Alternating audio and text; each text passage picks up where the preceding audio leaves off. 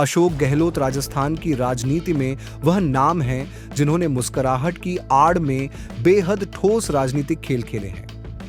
छात्र राजनीति से लेकर 3 बार के मुख्यमंत्री बनने तक का उनका सफर केवल जनता की सेवा या संगठन के प्रति समर्पण का नहीं, बल्कि एक के बाद एक विरोधियों को हटाकर खुद को एकमात्र विकल्प साबित करने की कहानी है। राजस्थान कांग्रेस में उनके समकालीन कई ऐसे नेता रहे जो कभी ताकतवर माने जाते थे, लेकिन गहलोत की रणनीति के आगे टिक नहीं सके और राजनीतिक रूप से खत्म हो गए या दिल्ली भेजकर अप्रासंगिक बना दिए गए। परसराम मदेरणा जैसे दिग्गज जाट नेता, जिनके पास एक समय प्रदेश कांग्रेस की कमान थी और मुख्यमंत्री पद के सबसे मजबूत दावेदार माने जाते थे, उन्हें 1998 में दरकिनार कर गहलोत ने न सिर्फ मुख्यमंत्री पद हासिल किया, बल्कि मदेरणा को संगठन से भी धीरे धीरे किनारे कर दिया। यही नहीं, उनके बेटे महिपाल मदेरणा को मंत्री तो बनाया, लेकिन भमरी देवी कांड के बाद गहलोत ने सुनिश्चित किया कि वह दोबारा पार्टी में कोई भूमिका न निभा सकें। यह केवल कानूनी मामला नहीं था, बल्कि एक सुनियोजित राजनीतिक अंत भी था। शीशराम ओला, जो केंद्र में मंत्री और प्रदेश में ओबीसी चेहरे के रूप में प्रभावशाली थे, उन्हें कभी संगठन में निर्णायक भूमिका नहीं दी गई।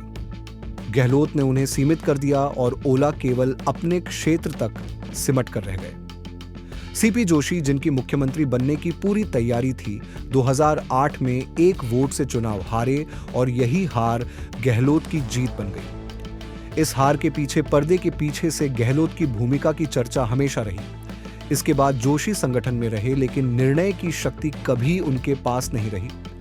2018 के बाद भी टिकट बंटवारे और नेतृत्व में उनकी हैसियत केवल औपचारिक बनी रही। रामेश्वर डूडी को 2013 में नेता प्रतिपक्ष बनाया गया था, लेकिन 2018 में उन्हें टिकट न देकर पूरी तरह से बाहर कर दिया गया। उनके समर्थकों का मानना था कि उन्हें हराने में भी भीतरघात हुआ और गहलोत की मौन स्वीकृति इसके पीछे थी। डूडी एक उभरते हुए जाट नेता थे जिन्हें गहलोत ने कभी स्वीकार नहीं किया। गिरिजा व्यास, जो एक समय महिला नेतृत्व का प्रमुख चेहरा थी, उन्हें दिल्ली भेजकर धीरे धीरे राज्य की राजनीति से अलग कर दिया गया। उदयपुर संभाग में उनकी पकड़ को भी गहलोत ने व्यवस्थित ढंग से कमजोर किया।